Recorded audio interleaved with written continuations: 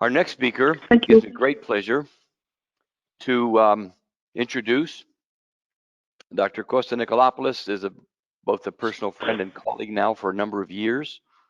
I had the great pleasure of spending time with him and his cohort, Dr. Ivanoglu, both in Athens and in Dubai. So I was able to experience firsthand this very smooth operator, truly a gifted clinician. He graduated cum laude with a dental degree from Wits University in Johannesburg, South Africa. He's received a number of awards over his career, both in school and after school. He finished his residency in oromaxillofacial surgery at Wits University as well, a 4-year program. And since 1991, he is literally a full-time specialist as a maxillofacial surgeon, focusing in one arena, and that's immediate loading of dental implants. In fact, he's placed well over 30,000 implants during his young career. He lectures nationally and internationally. And in 2011, again, that's when he pretty much partnered with Dr. Petros Ivanoglu, another gifted clinician, prosthodontist, where they established the same-day dental implant clinic in Dubai, and where he is now co-director of the Brandemark Osseointegration Center in Dubai. So without further ado, I give you Dr. Costa Nicolopoulos. Thank you very much, Mike. Thank you very much for your very kind introduction. So, our two ZAGA centers are based in Athens, as well as in Dubai, and we call our clinics same-day dental implant clinics, which, as the name implies, are clinics where patients can get their implants and teeth all in the same day, and that fits in extremely well with the ZAGA concept, where patients with severely atrophic jaws can get implants and teeth all placed in the same day. Now, the case that I learned the most from is this particular very pleasant lady who presented to me in 2018 with a history of having had bilateral sinus grafts which failed, as well as implants placed in the premaxillary area. You can see these 4 implants, and they failed too. She presented to me with this picture in the middle, severely atrophic maxilla, wearing a full upper denture, which she could hardly tolerate because of a gag reflex. If we have a look at the CBCT, we see very little bone in the posterior areas, and that's warning sign number 1. We have very little bone here. Let's have a closer look. We have maybe a couple of millimeters of bone in most areas of the posterior right and left maxilla. So what we always do is we start off by sending the DICOM files to the ZAGA platform in Barcelona, where they generate for us a 3D model and send it to us within 48 hours. Within 48 hours, this model is sitting on my desk, and that is a great service that the ZAGA Center does. They can give us a model, and especially for beginners, but even for advanced zygomatic clinicians, this is highly recommended in order for us to get a better feel of the case and even do the model surgery beforehand. So initially, my idea was to place 4 implants, 2 zygomatics on each side, in other words, a quad zygoma. But when I saw the model, I thought it would be possible to place either 2 or even 4 implants in the premaxillary area. So this is the patient. I used an extended window approach, which in retrospect, in my opinion, I wouldn't do so now. I would use the ZAGA concept, more minimally invasive approach. Despite that, I must say that the Costa objective was very nicely met with the prosthodontic axis hole being exactly spot on in the right position, in line with the buccal cusp of the lower.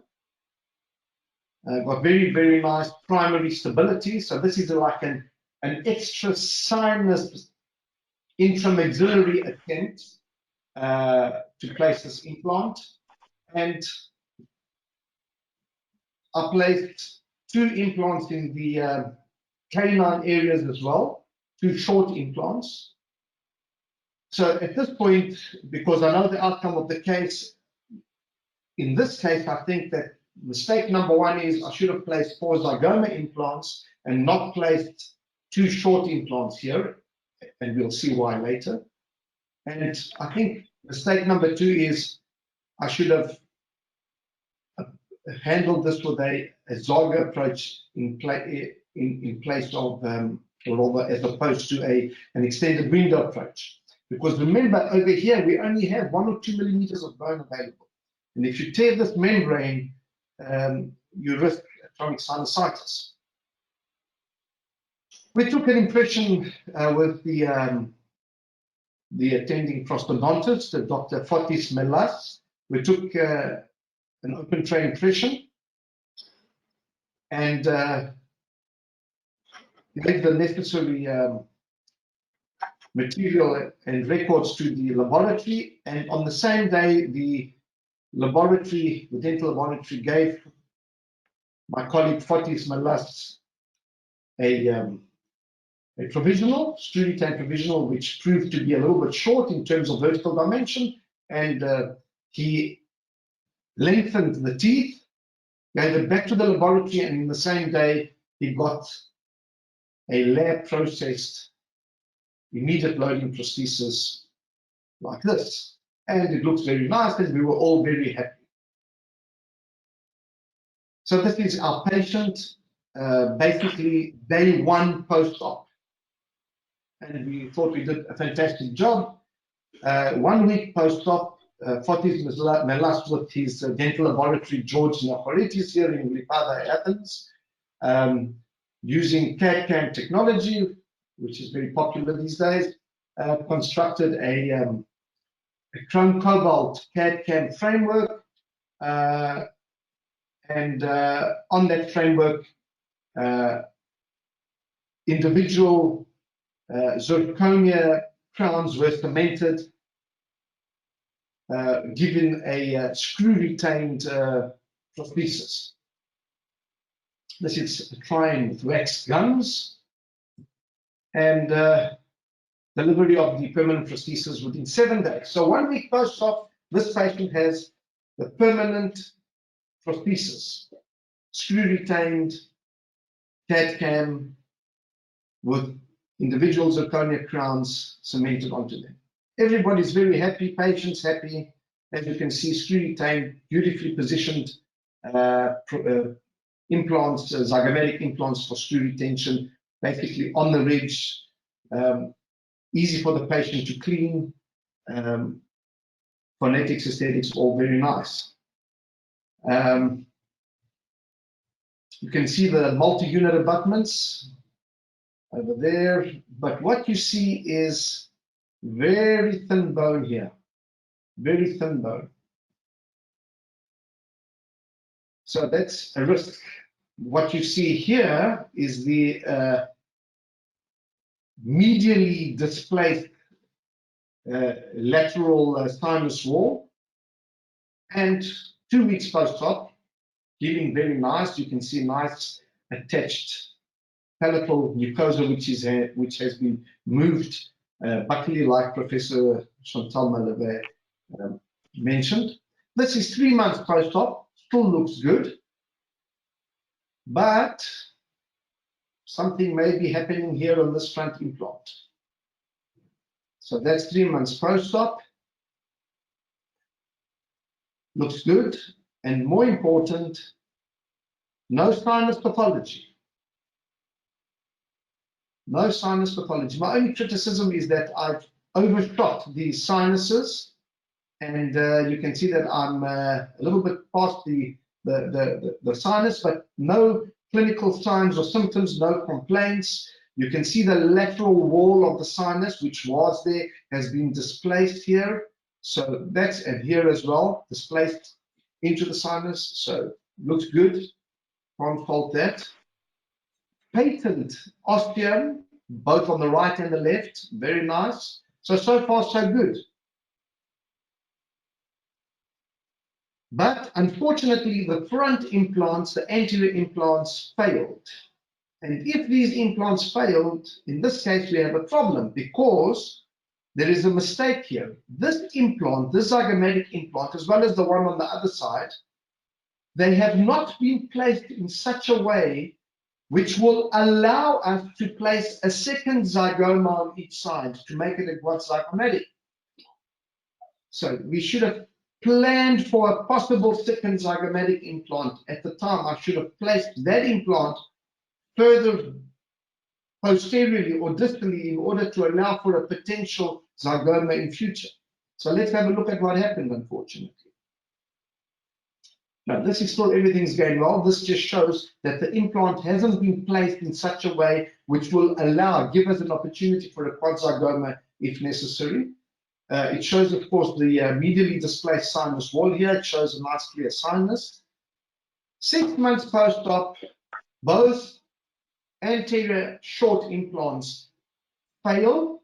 I remove them and I replace them with wider ones, which, correctly speaking, were not quite indicated because I didn't have a wide enough ridge, but I was forced to do that. So I placed 2 new implants, and then 9 months later, I lose the replaced implant here. And this one is ready to go as well.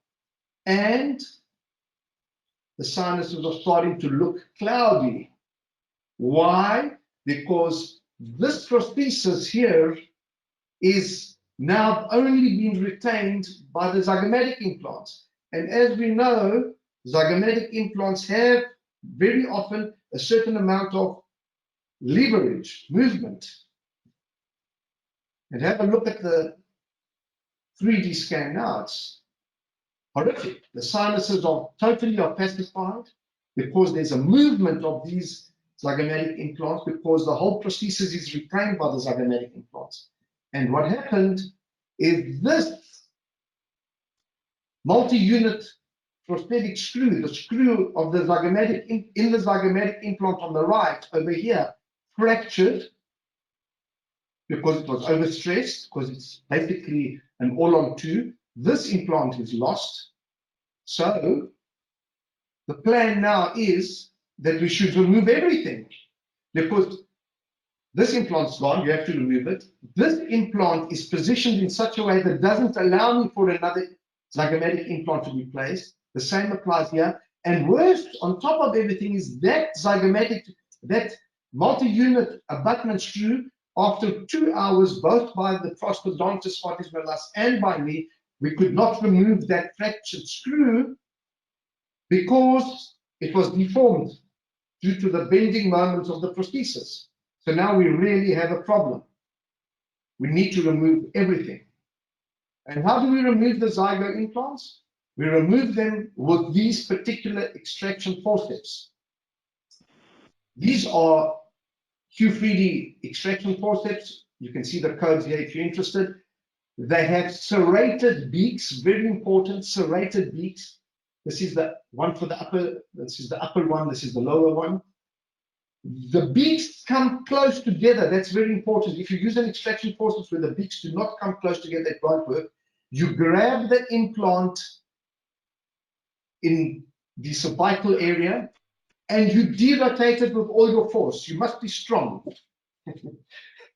Like me, lots of muscles. No, I'm only joking. You must have strong hands. And remember that This titanium here, the southern implant titanium, as well as the Straumann range, which is in collaboration, which is made in collaboration with Southern. It's made from extremely strong grade 4, which means commercially pure titanium with a minimal tensile strength of 920 megapascals. So they break with great difficulty. So I removed these two implants, which were extremely well integrated. This is how I remove all implants, by the way, even conventional implants. But these implants were the most difficult implants that I removed in my private practice career of 30 years. End of this year will be 30 years that I'm in private practice, full-time private specialist practice. And I had to exert a lot of force, and they didn't break. So that's how you remove them. I then, as a matter of desperation, placed another 3 implants in the premaxilla, because this patient is a gagger and had great difficulty wearing a full denture. So this is where we are. This is at 14 months post-op. And we gave her an abbreviated occlusal table here with another fixed screw-retained prosthesis. And unfortunately, those 3 implants also failed. So we removed those implants, these short implants. They also failed. And now she's wearing a removable denture. And the plan was to wait 4 months for healing, but we've waited 6 months due to COVID. There's the patient with her denture. Unfortunately, now she's wearing a denture without a palate, because she cannot tolerate a palate using adhesive. And the further plan is to wait 4 months, but we're now waiting 6 months because she cannot travel. She's from the island of Crete, and there are no flights from Crete to Athens. There are no boats either. And the next step is to call for help. And we call Carlos at ZAGA. Here is the man. This is the man that I call for help, and I recommend. We call for help. It's like calling the emergency service, and the plan is now to do zygoma. So the reason I removed those zygomatics was because the one had a broken screw and the other one, or both, were in the wrong place for quad zygoma. It wasn't possible to place quad zygoma in their existing position. So what did we learn from this case? If there is minimal bone in the premaxilla, consider quad zygoma from the beginning, because small implants in this area in severely atrophic jaws doesn't work well. Use the ZAGA concept, less invasive, avoids sinusitis. And if in doubt regarding quad zygoma option, plan for the future by placing the zygo in a position which will allow for future quad zygoma if necessary. And on that note, I'd like to thank you. I'd like to thank my staff at Same Day, and I'd like to thank my beautiful family. These 3 ladies here. This is my wife. She actually looks like my daughter, and these are my other daughters, my real daughters, Eleni and Andriana, and that is you. Thank you so much for listening to me, and I hope we learned something from this case. Thank you, Costa. Indeed, bearing one's soul is not easy to do, and I give you so much credit for showing this case, because it's really more or less proof of concept of what we all will, if we haven't already, will encounter at some point doing enough cases over the extended time frame of our careers, whether it's zygoma based or axial implant based, etc., bone graft based, you name it. We all have our real complications, certainly, and we learn the most from them, hence the value of this particular webinar. So again, credit to you, Costa, for an outstanding case. Without a doubt, the ZAGA concept encompasses and embraces all of the elements that you mentioned in terms of certainly the anatomy that's so important from the get-go, precision implant placement, and directed prosthetically from the get-go, as you've mentioned. And if you're going to place only one implant in any given location, I should say in the zygoma, we should specifically place it in such a position to anticipate a second zygoma down the road. So from both a hard and soft tissue perspective, you touched on so many items that are absolutely critical to the success of these implants. Thank you. Thank you, and I look forward to Carlos coming over to Athens on the 17th of June, the very first flight that will be available after COVID lockdown. Carlos is already booked on that flight and is coming so we can fix up my mess with quad zygoma. Fantastic. I'm sure he'll enjoy the ouzo as well that you'll Yes, provide